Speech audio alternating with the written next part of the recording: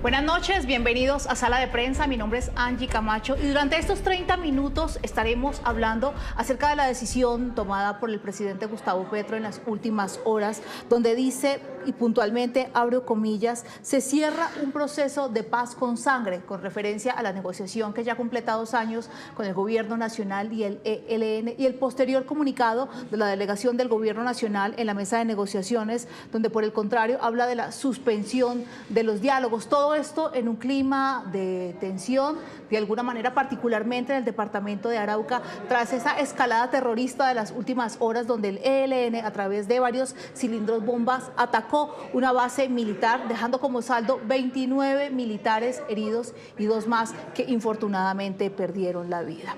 Para arrancar con este análisis, tratar de leer un poco esta posición del presidente Gustavo Petro, de la delegación del Gobierno Nacional, pero sobre todo qué va a pasar en adelante. Saludamos a nuestros invitados esta noche.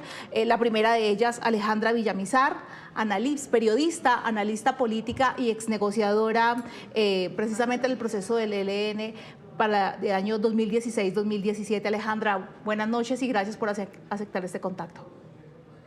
Hola Angie, muy buenas noches para ustedes, para la audiencia y por supuesto para quien nos acompaña hoy en el programa. Y también integramos a este contacto a León Valencia, director de la Fundación Paz y Reconciliación. León, buenas noches y gracias por también aceptar esta invitación. Muy buenas noches, Angie. Un saludo muy especial para María Alejandra.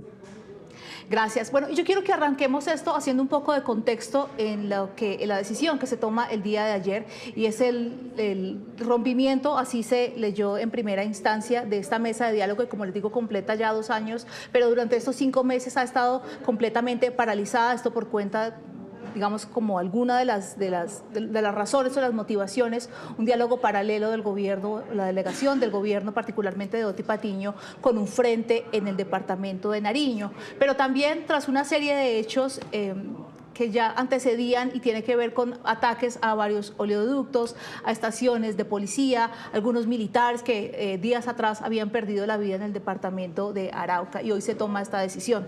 En las últimas horas decía el presidente Gustavo Petro, y aquí nuevamente abro comillas, una acción que prácticamente cierra el proceso de paz con sangre.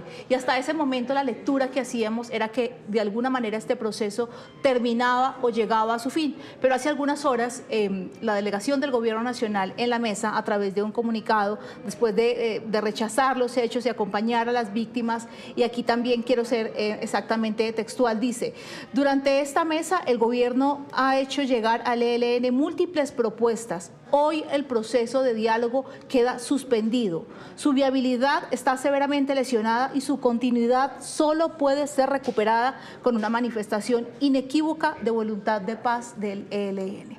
Y aquí quiero arrancar con usted, María Alejandra, preguntando, ¿qué lectura hace usted de este comunicado?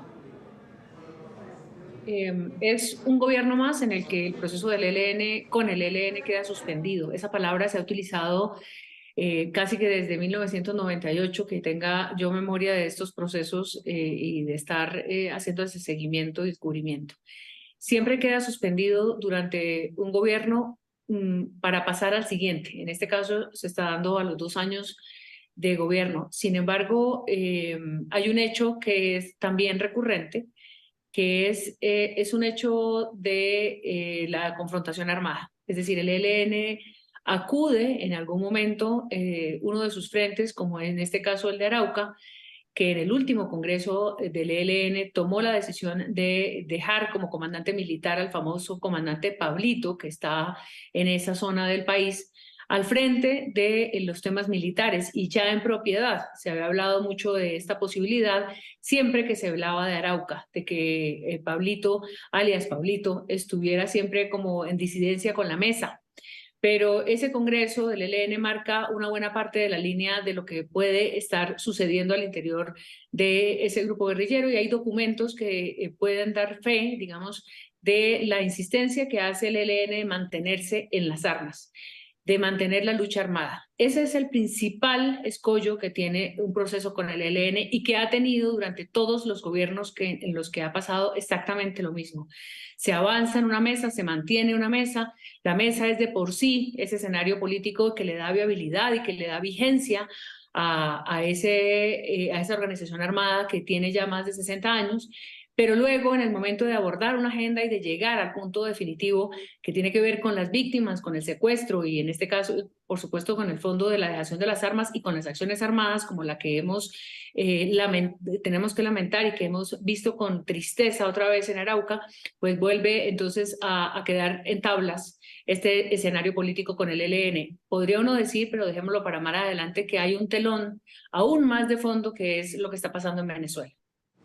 León Valencia, quiero también hacerle la misma pregunta a usted. Ayer hablábamos, hace menos de 24 horas hablábamos del cierre de un proceso de paz, hoy estamos hablando de diálogos suspendidos. ¿Realmente cuál es la lectura que usted hace de esto? ¿Termina el proceso o estamos hablando de un tiempo que da el gobierno nacional, que podría depender incluso de un cese unilateral de esa guerrilla? ¿Cómo lee usted este comunicado? Pues nadie quiere pararse de una mesa, nadie quiere ser el que rompió las negociaciones abiertamente. Siempre hay esa idea de que el gobierno nacional y especialmente el presidente Petro, que hizo de la paz el tema central en su inicio de gobierno, ese fue el discurso central en el momento del triunfo y en el momento de la posesión, pues no quiere tampoco decir que es el que rompe la negociación, entonces utiliza la palabra suspendido. Tampoco el ELN ha dicho en algún momento que rompe las negociaciones, entonces estamos en esa realidad que ninguno quiere hablar de eso, de romper y de pararse de la mesa definitivamente. Ahora, lo que vimos ayer y hoy también, después de la acción nefasta del ELN, fue que hay un clamor regional, los gobernadores, la sociedad civil, las fuerzas políticas de las regiones están en la idea de que es necesario continuar en los diálogos. En Bogotá y en el plano nacional, pues no hay tanta necesidad de esos diálogos. Ya la guerrilla del ELN no es una guerrilla que diga tomarse el poder central, no es su objetivo, pues tampoco está en capacidad de amenazar el poder central del gobierno, pero tampoco es su objetivo, dice que está en una labor de resistencia, de manera que nacionalmente puede no haber una urgencia, una necesidad muy grande de mantener conversaciones, pero en el plano regional sí, todas las declaraciones que yo vi hoy es llamando al ELN y al gobierno a retomar las conversaciones, pero sin duda alguna el ELN sí tiene que pensar la situación, tiene que realmente definirse si va hacia un acuerdo de paz o si sigue en una labor exploratoria de las conversaciones y si mantiene esta actitud.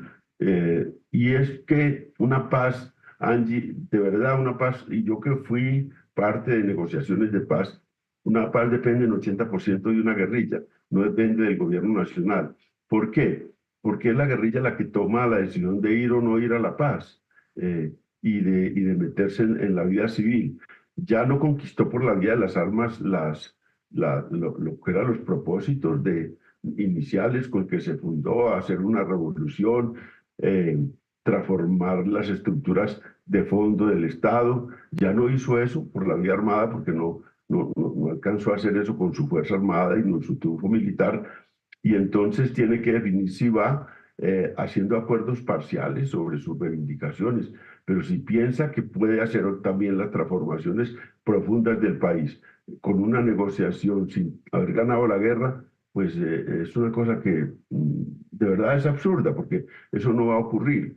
Y ahora que hay un gobierno de izquierda, pues este gobierno de izquierdas, imagínese, Petro está en el poder, Petro tiene una idea de reformas enorme, es un gobierno reformista a profundidad, sin embargo tampoco está en capacidad de hacer esas reformas porque es que la política no es lo que uno quiere, sino lo que puede, y lo que puede es correlación de fuerzas, y en la correlación de fuerzas, pues, Petro tiene el Ejecutivo, ganó las elecciones, pero bueno, hay muchos poderes en Colombia de todo tipo, poderes desde la democracia, que son el Congreso, poderes de la democracia, que son las Cortes, poderes desde la institucionalidad, que son las fuerzas militares, pero también poderes reales como los empresarios, poderes reales como los gobiernos regionales y poderes reales como la sociedad. Y ahí, en ese mar de poderes, pues la gente disputa esas reformas y es con la voluntad del pueblo, con las mayorías, con la acumulación de fuerza que se pueden lograr esas reformas. Entonces, uno le pide siempre un realismo al ELN para decir, oiga, se van a meter en la paz sabiendo que no van a conquistar todo lo que quieren vía negociación, que es una transacción que conquistarán parte importante, que pondrán al país a pensar y que le ayudarán mucho a las reformas a Petro si hacen la paz. Pero eso lo tienen que pensar ya, porque si siguen así, pues eso se va a romper del todo, eso no aguanta mucho tiempo.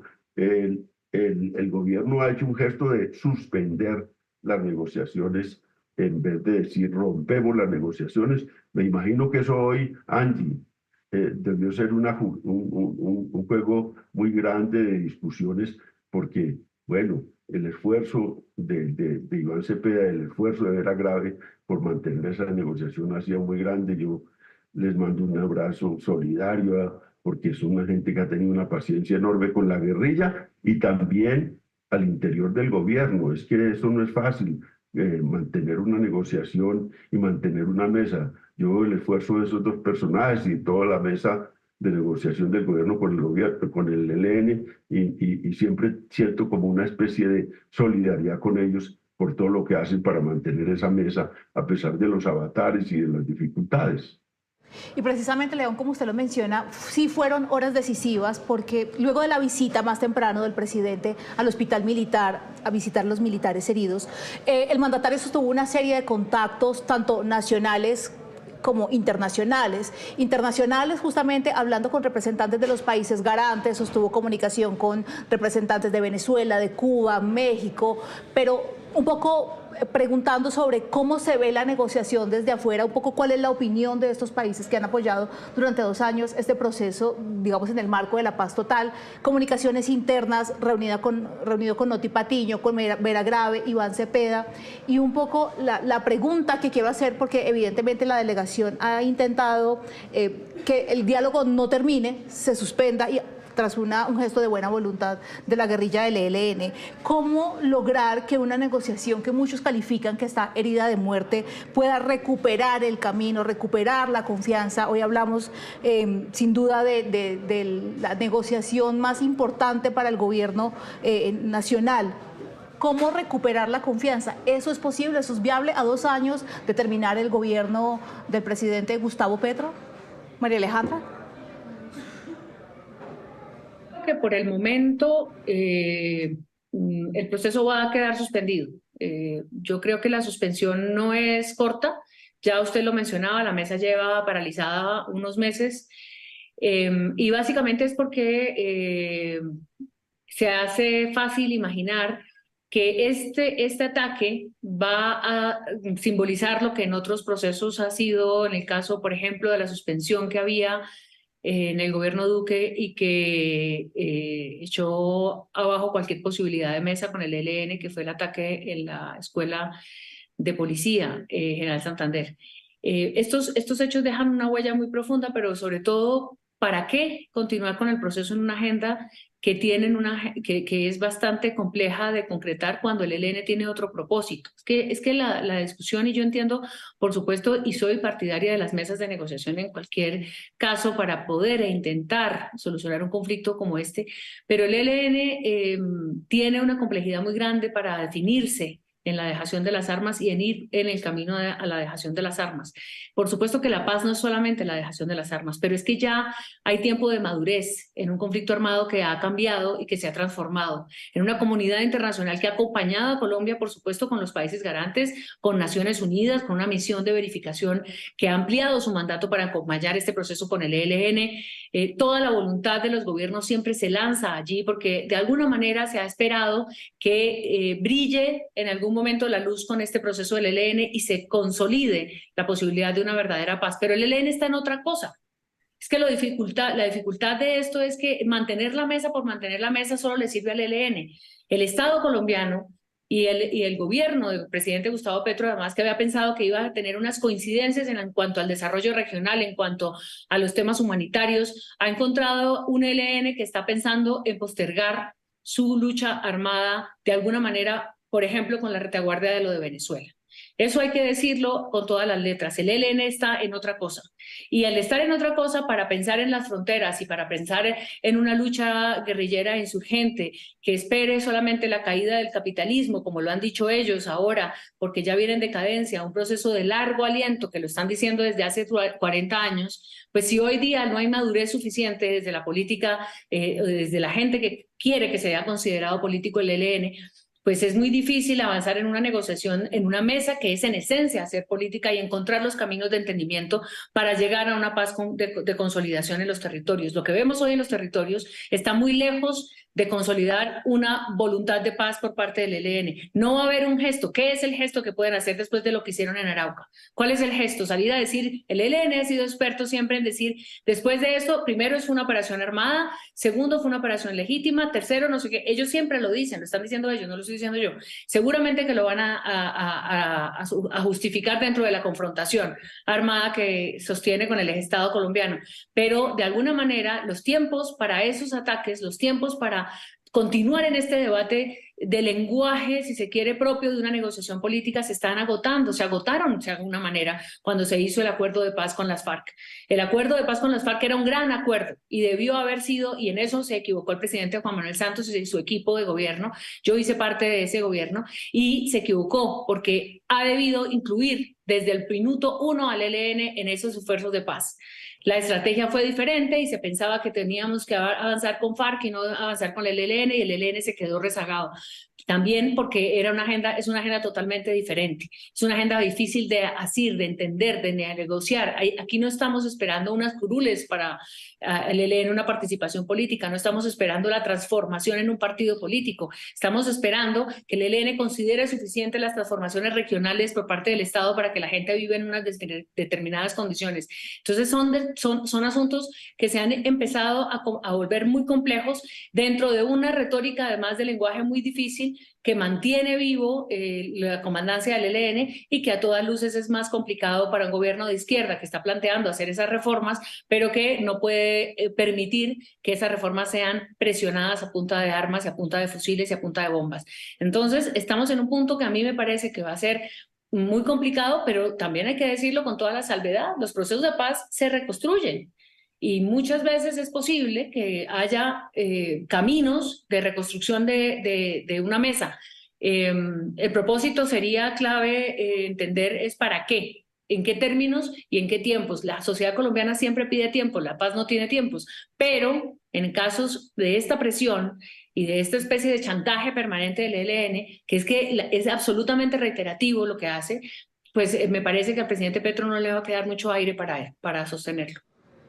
León, ¿es posible retomar el camino de la negociación a 2 años del gobierno con una opinión pública en contra, con un proceso desgastado, con una persona como alias Antonio García, comandante, que todo el tiempo arremete contra el proceso de paz? Todo depende del ELN. El 80% de eso depende del ELN, el 20% del gobierno. Si el ELN dice, bueno, volvamos a retomar un cese bilateral de hostilidades, vamos con ese cese, cumplámoslo, y empieza de nuevo un proceso de desescalamiento de la confrontación, pues tiene algunas posibilidades eso. Tiene que meterse en ese camino y tiene que el ELN acepte, pues, que es una cosa muy difícil, que no va a salir toda su agenda, que su agenda, pues, va a salir parte de seguramente algo de su agenda en una negociación en la que hay voluntad también del gobierno de hacer reformas y los cambios. Pero eso tiene que ver con una decisión del ELN. Uno llega a una mesa de negociación casi con la decisión tomada de ir a la paz. Las FARC llegaron se demoraron 6 años, pero las FARC llegaron a Cuba a empezar la negociación con la decisión de hacerlo. Yo lo supe porque yo conversé con la gente de las FARC en La Habana y digo, ¿qué fue lo que los llevó a decidir esta negociación? Digo, que ya no íbamos a ganar la guerra, Nosotros, cuando empezó la ofensiva contra nosotros por la vía aérea y empezaron a tener una capacidad aérea para acabar con unidades grandes nuestras, unidades de ejército, y nosotros vimos que la guerra ya no la podíamos ganar, nos vinimos acá. Nosotros fuimos a buscar con Chávez misiles tierra-aire para contener la ventaja aérea del gobierno y de las fuerzas militares, y no lo encontramos en ninguna parte del mundo, armas para enfrentar la ofensiva aérea, y ya vimos que estábamos en una desventaja enorme. Entonces nos metimos a negociar porque sabíamos que ya no teníamos posibilidades de triunfo. Entonces el ELN, pues creo que pues, entiende que no tiene posibilidades de triunfo, tanto que ha planteado que su idea es la resistencia. ¿Y qué es la resistencia? Pues la resistencia en las regiones es una disputa con otros grupos armados que también disputan el territorio, es una disputa dura contra la población civil, es una captura de rentas, es un control territorial que no tiene ningún propósito futuro político, porque el propósito político es la toma del poder, y si ya no está la toma del poder en la agenda, entonces lo que hay, lo único que podría salvar al ELN es una negociación. ¿Salvarlo de qué? De seguir sacrificando jóvenes. ¿Salvarlo de qué? De terminar como una banda más ligada a la disputa por rentas, de terminar de que toda esta gente que le ha dado la vida a una causa, pues termine más que todo disolviéndose como grupo y cada uno echando por su lado. Cuando empieza esta situación, se empieza a dividir, ya se salió un pequeño grupo en Nariño, y bueno, seguramente habrá muchas contradicciones, y el ELN debía llegar unido a buscar la vida civil y aportarle a los cambios del país desde la sociedad, desde la vida civil, y eso es lo que planteamos. Pero la carga de la prueba, el balón está en manos del ELN, porque es muy difícil poner en manos del gobierno. ¿Qué hace el gobierno? Entonces, ¿qué dice? Bueno, aceptamos toda su agenda. Pues eso no lo puede hacer, porque no tiene ninguna posibilidad Petro de cumplir con la agenda del ELN. Si su propia agenda, la agenda de Petro reformista, no es posible sacarla en el Congreso, porque no tiene mayoría en el Congreso, ¿cómo va a hacer para sacar la agenda del ELN? Eso no es posible. Entonces, pues ese es el realismo para cualquier guerrilla. Nosotros estuvimos en parte del ELN cuando vimos que surgió la Constitución del 91, pues nos vinimos a buscar desde la vía democrática, digamos, la salida para el país. Y claro, algunos se metieron en política, hicieron política, han sido exitosos en política. Compañeros que salieron conmigo han sido muy exitosos en política. Otros nos dedicamos a la labor académica o a la analítica o a escribir sobre la vida colombiana o a escribir ficción también, como yo lo hago. Pero esas son decisiones personales, porque este país ya no va a ser una revolución armada. Este país no está para una revolución armada. Este país está para cambios democráticos. Ya este país dio la vuelta hacia la alternación política, y lo que tenemos que fortalecer es la alternación política, fortalecer las ideas alternas a lo que era un dominio exclusivo de unas élites políticas. Pues eso cambió y hay que fortalecer eso, y eso es lo que toca decidir al ELN, pero eso no lo ha decidido todavía el ELN. Yo tenía muchas esperanzas de que en el Congreso ganara la posición que está por una negociación y por firmar un acuerdo de paz. Yo no sé cómo quedó esa correlación de fuerzas, pero veo que no es claro que ganó esa corriente, que esa corriente debe tener mucha fuerza en el ELN, porque la gente, hay mucha gente sensata que dice, bueno, ya no ganamos esta guerra, vamos a negociar la paz. Y un poco en sintonía, León, de lo que usted dice, de esas fuerzas que se miden, digamos que en la mesa, porque una posición es la que tienen los negociadores, otra Antonio García, etcétera. Para quienes conocen de temas de paz se preguntan, pues evidentemente no es nuevo que esta negociación se congele con este gobierno. Entonces, si uno echa el cassette para atrás, se da cuenta que ha pasado por lo menos en los 5 gobiernos anteriores. En 1992 con César Gaviria, con los diálogos de Tlaxcala, posteriormente ocurrió en Maguncia, en Alemania, con Ernesto Samper, con Andrés Pastrana, posteriormente con Álvaro Uribe, también ocurre, María Alejandra, usted lo conoce bien, con el expresidente Santos tras un atentado en Barranquilla. Recientemente, y el último, cuando se congela y se levanta la mesa definitivamente en el gobierno de Iván Duque tras el atentado en la escuela militar. ¿Por qué es tan difícil negociar con el ELN, María Alejandra? por los propósitos que tiene el ELN como insurgencia armada desde su creación histórica, que ha ido transformando en una forma de entender su permanencia en las regiones, por un lado, por la convicción, que hay que decirlo así, que les ha asistido en una especie de, digamos, de existencia dentro de esas comunidades y dentro del país como parte esencial, digamos, de la nación, ¿no? El ELN no se ve ajeno, por supuesto, a las luchas que emprendieron en los años 60. Ven que la justicia social todavía está lejos, argumentan que todavía hay una extracción de recursos naturales por parte de multinacionales, el ELN 70s, 80s, el ELN que volaba oleoductos, que volaba torres eléctricas. El ELN ha ido, o sea, el país ha ido cambiando porque el mundo ha ido cambiando y el ELN en algunas cosas no ha cambiado, pero sí ha diversificado la manera de existir. Y esa diversificación se ha transformado también en grandes divisiones al interior de la manera en la que deben persistir en su lucha armada.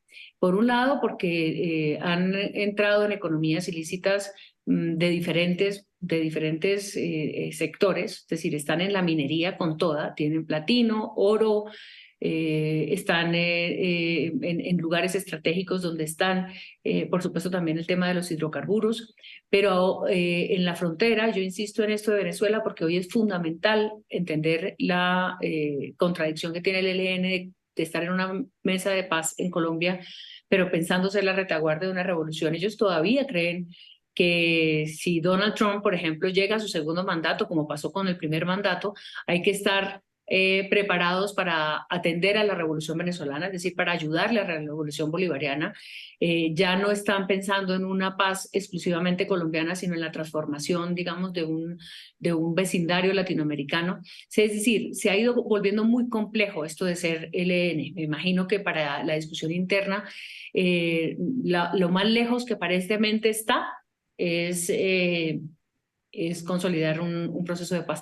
La agenda, entonces, para poder intentar responder esa pregunta que es muy compleja, es participación de la sociedad civil en la decisión de lo que se necesita. Entonces, se avanzan en procesos de participación que parecen que nunca son suficientes. Se avanza en la conformación de grupos que en este gobierno se han dado ya muy concretos, incluso de trabajos sociales con guerrilleros que estaban en la cárcel o que estaban en armas y que estaban trabajando para avanzar en algunos cambios sociales en las comunidades, en algunas obras en las comunidades para que le dieran garantía de cumplimiento al Estado, para que mostrado, digamos, el estado de desconfianza que existe frente a la palabra de un Estado ante un acuerdo de paz, iban ganando terreno, iban ganando confianza. Pero son procesos no solamente largos y que serían muy complejos, sino que tampoco son suficientes ni les serán suficientes.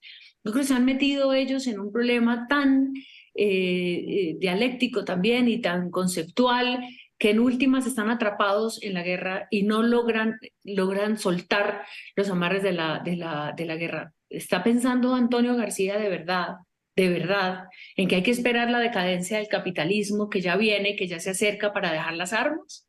Es decir, ese es el discurso del documento del Congreso, donde ratifican además que sí quieren el acuerdo de paz, pero que no hay garantías de participación y que no se cumplen con las expectativas de desarrollo regional, cuando además están ellos entendiendo que las comunidades no quieren ser sus intermediarias, las comunidades no están al servicio del ELN.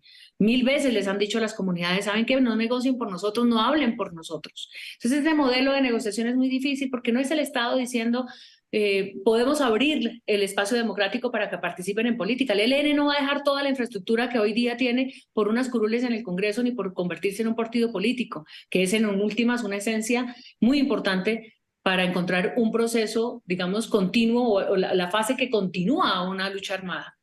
Después de no llegar al poder, como lo dice León, entonces, ¿qué viene? Compartir entonces el país. ¿Hay que hacerle un país distinto al ELN? O sea, tenemos que refundar Colombia para que el ELN se digne a pensar todavía en dejar sus armas. Es muy complejo y sinceramente, cuando hemos estado tantas personas, y obviamente el León que estuvo dentro de la organización, ni modo de decir pues que uno tiene más conocimiento, pero que sí lleva mucho tiempo escudriñando las posibilidades y las razones. Hoy día cada vez están más escondidas esas razones. Es muy difícil de entender que el ELN permanezca en las armas y que no dé un paso adelante hacia una posibilidad certera de cerrar un acuerdo. Es que lo que plantea el ELN no es posible de cerrar. Es un proceso permanente, es un proceso de transformación eterno. Y ese proceso de transformación eterno, pues no hay gobierno que lo resista. Pero ahí llevan, siempre hay una mesa, siempre hay un gobierno, con Uribe, que decían de alguna manera que sería la confrontación más, ideológicamente hablando, más fuerte. Estuvieron casi 6 años, hicieron un acuerdo que se llamó el Acuerdo Especial, que fue un acuerdo muy adelantado, para luego dejarlo suspendido porque no podían llegar hasta el final. Entonces un gobierno tiene que tomar una decisión y yo me imagino que el gobierno tomará la decisión seguramente de mantenerlo o no mantenerlo. Está de por medio los países amigos, la comunidad internacional tratando de decir sí, hay que procurar la paz. Colombia hoy es ante la comunidad internacional, y con esto termino, un ejemplo de construcción de paz, así no nos lo creamos nosotros mismos. En Naciones Unidas mantienen un mandato de la Comisión de Verificación porque Colombia se está construyendo la paz a partir de la implementación del acuerdo con FARC. Y por supuesto entonces tiene coherencia frente a la comunidad internacional que haya unas mesas de negociación para los grupos que todavía están en las armas. Pero esa coherencia tiene que tener realmente un asidero en la realidad, y hoy día el ELN no lo tiene. Se pide que le hagan un reconocimiento político, pero se comporta como un grupo delincuencial cualquiera. Y esto seguramente les va a parecer una torpeza y una ingenuidad y una estupidez, pero la verdad es que cada vez es más difícil de sostener una posibilidad frente a una negociación política con un grupo armado que simplemente no quiere, ni entiende, ni ve un futuro en la paz. Si usted no ve un futuro en la paz, entonces se queda en la guerra y se muere en la guerra, como se han muerto tantos jóvenes y tantas generaciones en 60 años de existencia de este grupo guerrillero. A nuestros invitados, María Alejandra, León Valencia, muchísimas gracias por ayudarnos a entender este momento, digamos, tan difícil para el país en la medida de lo que se viene, sobre todo en las regiones, en las comunidades y la población civil, que es la que finalmente queda en medio del conflicto. Gracias por ayudarnos a entender esta noche. Mucho gusto. Un saludo, León. Adiós, Angie. Gracias. Gracias. Y a ustedes, televidentes, muchas gracias por acompañarnos. Muchas preguntas quedan en el tintero. No aprendió el gobierno a leer, el ELN a leer este momento histórico, quizás la última oportunidad, si se quiere, en el marco de una negociación con un gobierno de izquierda. ¿Qué va a pasar particularmente en las regiones? ¿Cuál es la posición que de alguna manera van a tomar los que acompañan este proceso, los países garantes, la Iglesia Católica, las organizaciones sociales, pero ante todo la comunidad en los territorios, que es la que está viviendo en medio de esta guerra? Pues muchas preguntas que esperamos puedan ser resueltas en el transcurso de esta semana, de los días, y estaremos muy atentos. Gracias por acompañarnos una vez más en una edición de Sala de Prensa. Muy buenas noches.